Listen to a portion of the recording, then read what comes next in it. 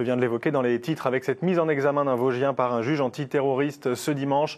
Contrôlé par hasard près de Vanier par les forces de l'ordre, le quadragénaire originaire du Val d'Ajol était en possession d'armes à feu dans sa voiture. Plus tard, des explosifs ont été retrouvés à son domicile. Une nouvelle qui fait beaucoup réagir les habitants du Val d'Ajol. Marine Schneider et Eric Bertrand. Le Val d'Ajol et ses hauteurs. C'est dans ce petit village si tranquille que vivait le suspect.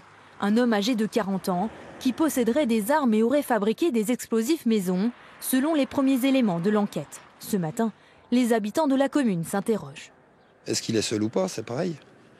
Parce qu'il me semble que dans l'article, ils disent qu'il avait sa compagne avec lui, donc elle est forcément au courant de ses agissements. Donc s'ils sont déjà deux, ils sont peut-être plus.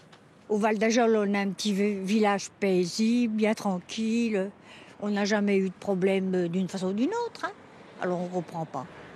L'individu était connu des services judiciaires pour des infractions routières seulement. Un profil qui a su se faire discret dans cette commune de 4000 habitants.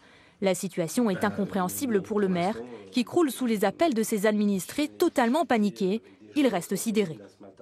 On voit que même dans des communes reculées, rurales comme les nôtres, comme le Val d'Ajol, il peut y avoir des profils potentiellement dangereux. Et ça le prouve en voyant l'arsenal qui a été récupéré dans sa voiture et chez cet habitant-là. Donc oui, c'est inquiétant par rapport à ça, puisqu'on se dit demain, moi qui peux être confronté des fois à des situations de conflit de voisinage ou autres, on aurait pu être confronté à quelqu'un qui aurait pu avoir des réactions complètement disproportionnées, puisqu'il se met en marge des règles, de l'État, de l'autorité locale, quelque part. Et en marge aussi de l'autorité nationale.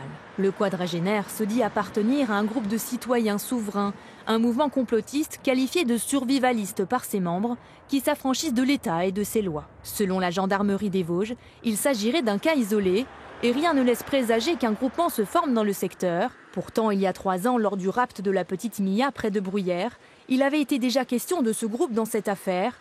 Pour l'instant, le parquet antiterroriste refuse de s'exprimer sur le sujet.